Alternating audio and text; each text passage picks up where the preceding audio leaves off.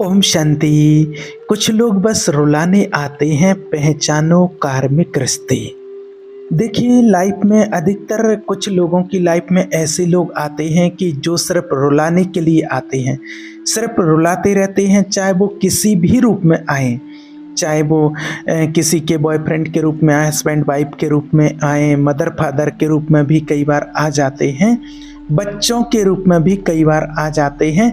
संतान ही ऐसी पैदा हो जाती है, उससे लोग अलग नहीं हो पाते हैं। तो लोग पूछते हैं कि ऐसा हमारे साथ क्यों होता है, क्या एक कार्मिक रिलेशनशिप होता है? तो हाँ, देखिए, एक कार्मिक रिलेशनशिप होते हैं। देखिए, हमारी कोई भी life time as a victim शुरू नहीं होती है। तो अगर हमें कोई बहुत परेशान कर रहा है, अगर आपको लगता है कि मैं तो यहाँ पर विक्टिम हूँ, तो आपको ये समझना पड़ेगा कि ये सिलसिला, ये व्यापम कहीं मैंने ही शुरू किया है और ये इंसान कार्मिक बैलेंस कर रहा है मेरे साथ। मैंने इसे कभी रुलाया है।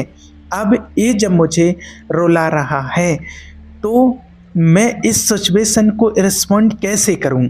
लाइफ है जना। देखिए, आपने ये एक्सपीरियंस किया होगा कि जब किसी के साथ झगड़ा होता है तो उस झगड़े का मुद्दा बहुत छोटा होता है, लेकिन उसका रिएक्शन कितना बड़ा होता है। फिर झगड़ा एक्सटेंड हो जाता है, क्योंकि तुमने मेरे से ऐसे बात ही क्यों की, तुमने मुझे ये बोला ही कैसे। ये सिर्फ इतना नहीं है कि अभी मेरे साथ क्या हो रहा है, ये आपके द्वारा ही प्रतिक्रिया दी गई है कभी किसी टाइम पर, इसलिए आपके साथ ऐसा हो रहा है। और अगर आपसे 4 दिन पहले की बात पूछी जाए कि झगड़ा किसके बारे में था, तो कहेंगे कि क्या पता कि किसके बारे में था, मुझे नहीं पता कि किसके बारे में था, कोई भी छोटी सी बात थी, हमारे रिएक्शन की वजह से वो कर्मा बढ़ गया। हमने भी उनको पेन पहुंचाया, उन्होंने भी हमको पेन पहुंचाया।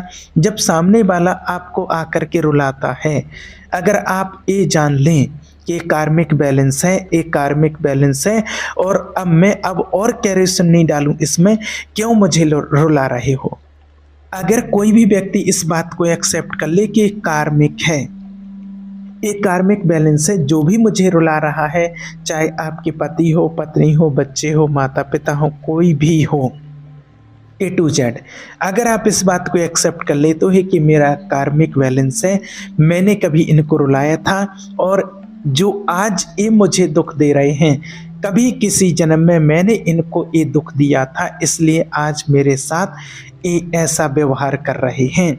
अगर आप इस चीज़ को एक्सेप्ट कर लेते हो, तो समझो कि 50% दुख ही आपके ख़त्म हो जाएंगे जब आप इस चीज़ को एक्सेप्ट कर लेंगे। दूसरी चीज़ कि आप फिर नया कर्म नहीं बनाएंगे, आगे के लिए वो कर्म नहीं बनाएंगे, आगे वो कर्म नहीं बढ़ाएंगे, क्योंकि वहीं से आप ख़त्म कर देंगे। क्योंकि आपको पता है कि अगर अभी मैंने फिर से इस चीज़ को आगे बढ़ाया, तो आगे जन्म में फिर से मुझे वो चीज़ मिलने वाली है। लेकिन आजकल होता क्या है कि व्यक्ति अपने आप को तो सही मानता, मेरी कोई गलती नहीं है, बस गलती सामने वाले की है, बस इसने मेरे साथ ऐसा क्यों किया है, और इसी दुख को लेकर के व्यक्ति बैठा रहता है। और इसको जब तक लेकर के बैठा रहेगा, तब तक वो दुखी ही होता रहेगा, उसका दुख कभी कम नहीं हो सकता है। और बरसों पुरानी गांठें लोगों के दिल में आज भी बंधी हुई हैं। लेकिन आज इस बात को बिल्कुल आप अच्छे से समझ लीजिए कि आपके साथ जो कोई कुछ भी करता है, तो वो कहीं ना कहीं आपके ही कर्मों का फल है, किसी जन्म का, इसलिए वो आपके साथ ऐसा होता है। और जब तक आप उस व्यक्ति को माफ़ नहीं करेंगे, तब तक आप खुद संतुष्ट नहीं रह पाएंगे, तब तक आप खुद चैन से नहीं रह पाएंगे। मान लीजिए कि आज कोई व्यक्ति है जिसने आपको 2 साल पहले दुख दिया था, आपसे कोई शब्द बोला था, आपके साथ कैसे भी गलत व्यवहार किया था, और उसके कारण आज आप दुखी हैं। माना वो 2 साल टाइम गुजर चुका है, निकल गया है, और वो व्यक्ति चाहे कैसा भी हो, संतुष्ट हो, कैसा खुश है वो अपनी लाइफ में, लेकिन आप उसकी बात को लेकर के आज भी दुखी हैं, उसके व्यवहार को लेकर के। तो उसको कोई फ़र्क नहीं पड़ रहा, लेकिन आप दुखी हैं। लेकिन जब तक आप इस चीज़ को एक्सेप्ट नहीं करेंगे कि वो किसी जन्म के मेरे कर्म का फल था, और मैं उसको दिल से माफ़ करता हूँ, दिल से माफ़ करती हूँ, तब तक आप चैन से नहीं जी पाएंगे। तो आपको माफ़ उसके लिए नहीं कहना है, आपको माफ़ अपने आप के लिए कहना है कि जब तक आप उसको माफ़ नहीं करेंगे, आप उसको दिल से माफ़ कर दो। आपके अंदर कोई भी उसके प्रति नेगेटिविटी नहीं रहना चाहिए, कुछ भी नहीं। आप उसको दिल से माफ़ कर दोगे तो वो व्यक्ति आपको अच्छा लगने लगेगा और आपको अंदर जो बेचैनी थी, जो आप चैन से नहीं जी पा रहे थे, वो बेचैनी आपकी ख़त्म हो जाएगी। लेकिन आजकल ऐसा होता नहीं है, व्यक्ति को कितना भी समझाओ मानते नहीं हैं। लेकिन जिसने इस चीज़ को समझ लिया है और उसने आगे क्रम नहीं बढ़ाया है, अगर कोई बातचीत हो रही है घर में छोटी मोटी बात, तो आप उसमें और केरोसिन न डालो आग में कि क्यों मुझे रुला रहे हो, समझ में नहीं आता है तुमको, ऐसे कैसे कर सकते हो। और जब आप ऐसा नहीं करते हैं तो ये कर्म आपका फटाफट खत्म हो जाता है। लेकिन अगर आपने भी उसमें मिर्ची मसाला डाला, उसने मुझे रुलाया तो मैं भी उसे रुलाऊंगी, उसने मुझे परेशान किया तो मैं भी उसे परेशान करूंगा, तो आपका यही कर्म और सालों साल तक चलेगा, 100 साल तक चलेगा।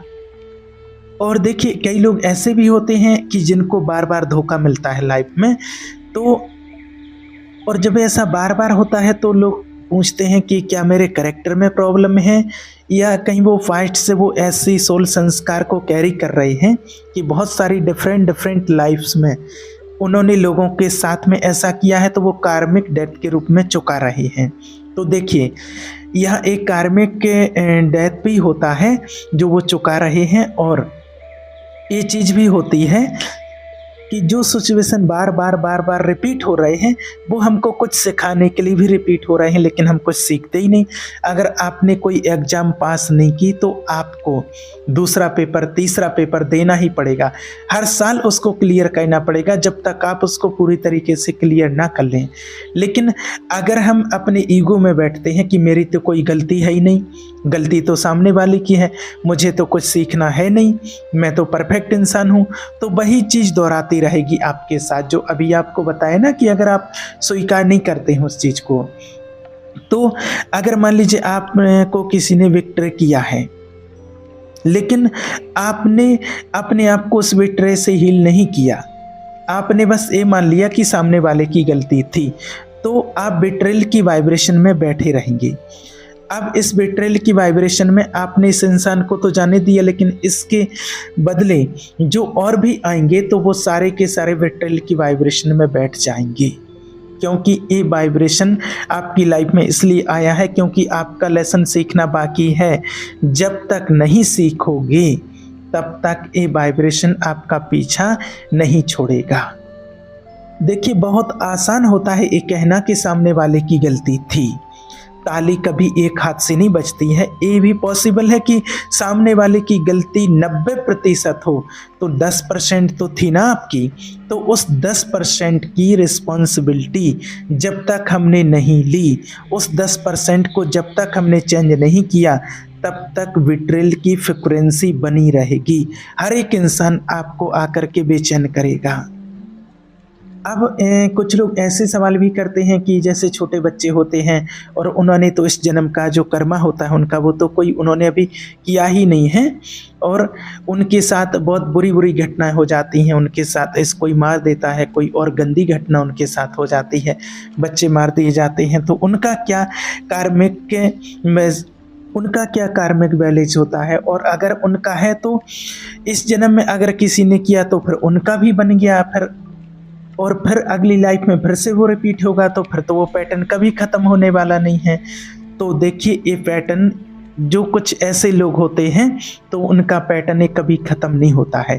देखिए जो बहुत ही PhD लेवल सोल्स के केस होते हैं ना, वो सबसे डिफ़िकल्ट लाइफ लेसन्स चूज़ करते हैं। जैसे जो कोई ऐसे केस होते हैं जो पूरे देश को हिला करके गए हैं, किसी बच्चे के साथ कुछ हुआ, अब उसका इम्पैक्ट सिर्फ बच्चा या मम्मी पापा तक नहीं है, उस सोल की वजह से करोड़ों लोग जागृत हो जाते हैं।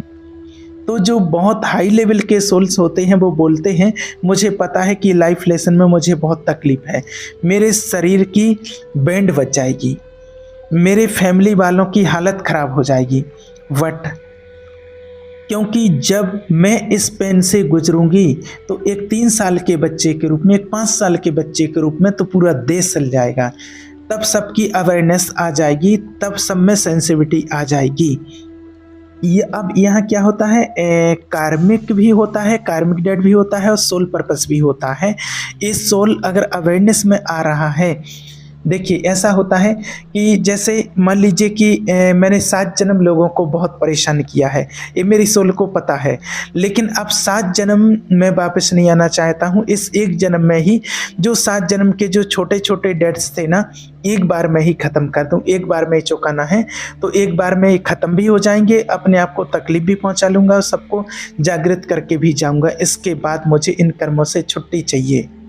तो इसमें फिर ऐसी चीज़, डिफ़िकल्ट से डिफ़िकल्ट चीज़ के लिए वॉलंटियर करके सबकी लाइफ में चेंज लाके देन आई रिज़ाइन।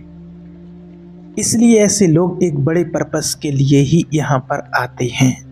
और लाइफ में जिस भी व्यक्ति से आप मिलते हैं, चाहे आप किसी से भी मिल रहे हैं, तो एक कार्मिक अकाउंट ही होता है।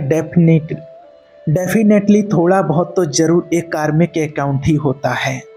चाहे आप किसी से कुछ सीखने के लिए आए हैं, चाहे आपको कोई सिखाने के लिए आया है, अगर आपने कभी किसी लाइफ में किसी को सिखाया होगा तो वो आपको सिखाने के लिए वो सोल जरूर आपके पास आएगी। कर्मा का मतलब होता है कि हमारा किसी से पिछले जन्म का कुछ लेना देना बाकी होता है, तो उसको पूरा करने के लिए ही आत्मा यहाँ पर आती है। देखिए कुछ एक्सपीरियंस बाकी है, कुछ लेना देना बाकी होता है।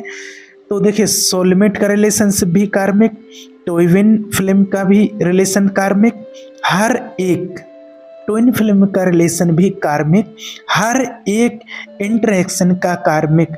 अब इस इंटरेक्शन में आपको सिर्फ मैं आपको अपनी बॉडी लैंग्वेज के द्वारा भी अनकंफर्टेबल कर सकते हूँ, या सिर्फ आपकी तरफ देख करके भी आपको कंफर्टेबल महसूस करा सकते हूँ। ये मेरी चॉइस होती है। एवरीथिंग इन कार्मिक रिलेशनशिप, आपके घर में जो एक पेट आता है ना, वो भी एक कार्मिक रिलेशनशिप बांधता है आपके साथ। तो कहने का सीधा सा मतलब ये है कि देखिए जिस भी व्यक्ति से आप मिलते हो, जो भी आपको दुख देने या सुख देने आता है, वो कहीं ना कहीं आपका कार्मिक ही होता है। इसलिए आपको इस चीज़ से दुखी नहीं होना चाहिए, उस चीज़ को एक्सेप्ट कर लीजिए, तो आपके आधे दुख आज से ही दूर हो जाएंगे। ठीक है, ओम शांति।